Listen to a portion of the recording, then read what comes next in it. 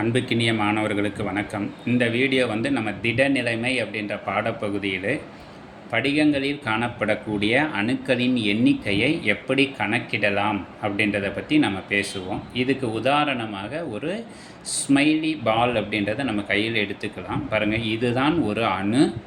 இந்த அணுக்களை நம்ம எதுக்குள்ளே நிரப்ப போகிறோம் அப்படின்னு கேட்டால் ஒரு முப்பரிமாணத்தில் காணப்படக்கூடிய ஒரு படிகத்துக்குள்ளே, இதுதான் முப்பரிமாண அமைப்பு கொண்ட ஒரு படிகம். இந்த படிகத்துக்குள்ளே நம்ம அணுக்கள் எப்படி நிரம்பி இருக்குது அப்படின்றத பற்றி நம்ம டிஸ்கஸ் பண்ண போகிறோம்.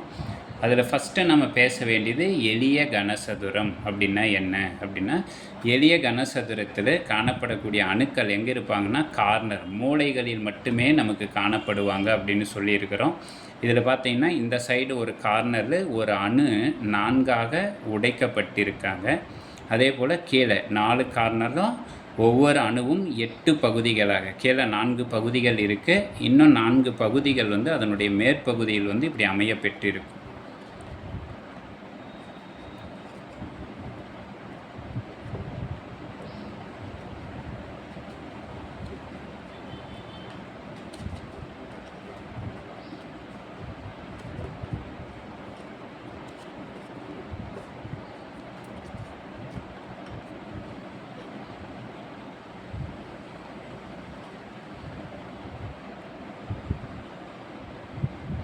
இது போன்று அமையப்பட்டிருக்கக்கூடிய பகுதியே நம்ம என்ன பேர் சொல்கிறோம்னாக்கில் எளிய கனசதுரம் அப்படின்னு சொல்கிறோம். இந்த எளிய கனசதுரத்தில் பாருங்கள், இந்த மேல் பகுதியில் 4 முனைகள் அப்படின்றது இருக்குது, மூலைகள். அதே போன்று இதனுடைய பாட்டமில்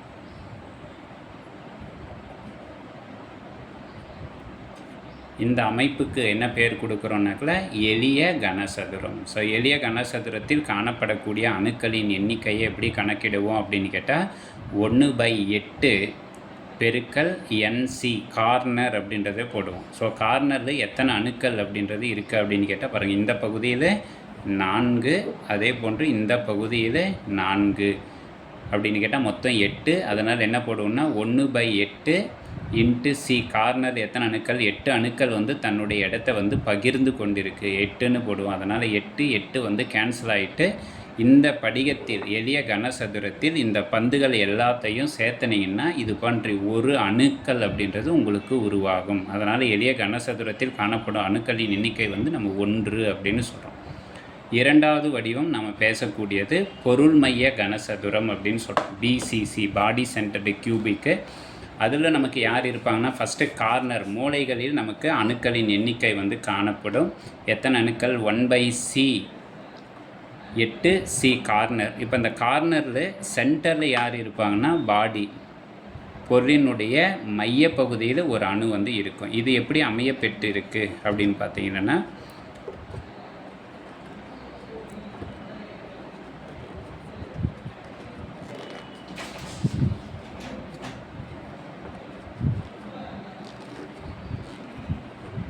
ஸோ இந்த அமைப்புக்கு என்ன பேர் சொல்கிறோம்னாக்கா நமக்கு பொருள் மைய கனசதுரம் அப்படின்னு சொல்கிறோம்.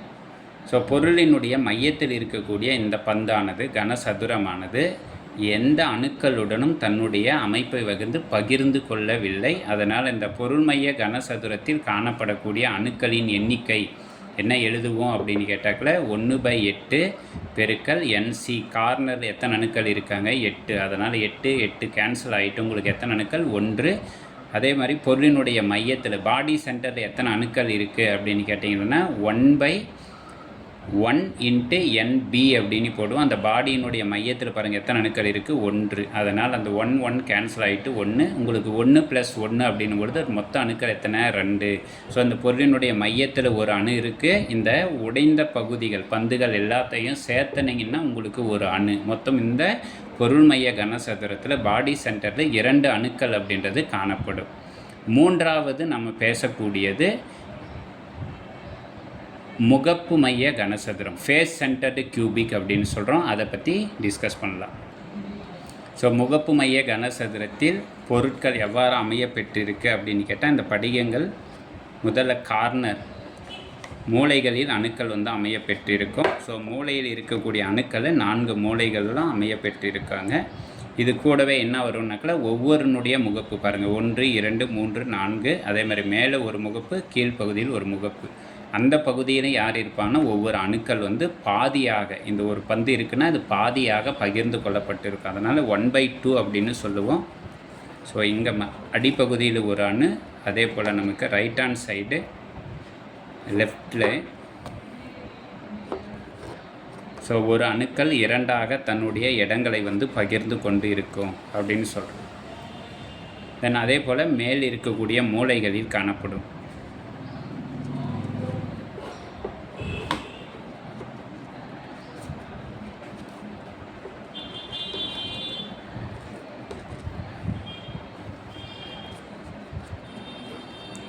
மூலைகளில் ஒரு பந்து வந்து இதனுடைய மேற்புறத்தில் ஒரு அணு மேற்புறத்தில் இருக்கும். ஸோ இதுதான் வந்து நமக்கு எதற்கான எடுத்துக்காட்டு அப்படின்னு கேட்டாக்குள்ள முகப்பு மைய கனசதுரம். ஸோ முகப்பு மைய கனசதுரத்தில் காணப்படக்கூடிய அணுக்களின் எண்ணிக்கையை எப்படி கண்டுபிடிப்போம்னா ஃபஸ்ட்டு கார்னரில் இருக்கக்கூடிய அணுக்கள், அதனால் 1/8 பெருக்கல் NC கார்னர் அப்படின்னு போடுவோம். அதில் 8 அணுக்கள், இங்கே 4, அதே போல் அடிப்பகுதியில் 4. ஸோ 4 கூட்டும் பொழுது 8.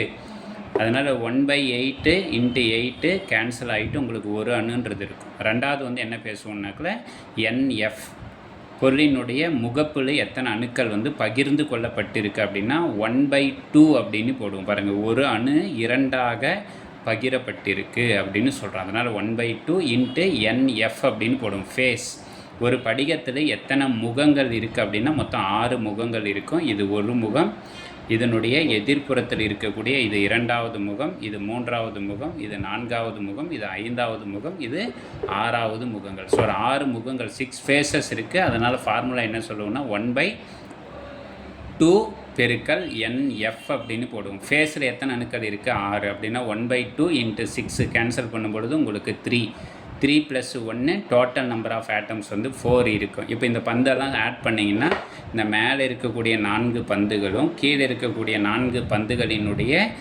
துகள்களையும் நீங்கள் ஒன்றாக சேர்க்கும் பொழுது ஒரு அணுவும் பாருங்கள், இந்த அரை பந்து இந்த அரை பந்தும் சேர்க்கும் பொழுது ஒரு அணு 2வது அணு, அதே போல் இந்த பகுதியில் இருக்கக்கூடியது சேர்க்கும் பொழுது 3வது அணு, இந்த பகுதியில் இருக்கக்கூடியது சேர்க்கும் பொழுது உங்களுக்கு 4 அணுக்கள் அப்படின்றது இருக்கும்.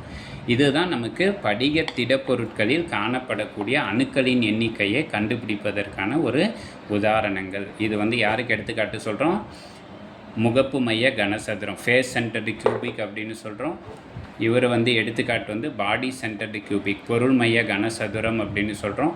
அதே போல் எளிய கனசதுரத்துக்கான எடுத்துக்காட்டுகளை பற்றி பேசியிருக்கிறோம். அடுத்து வர வீடியோவில் மேலும் சில தகவல்களை நம்ம டிஸ்கஸ் பண்ணலாம். தேங்க்யூ, தேங்க்ஸ் ஃபார் வாட்சிங்.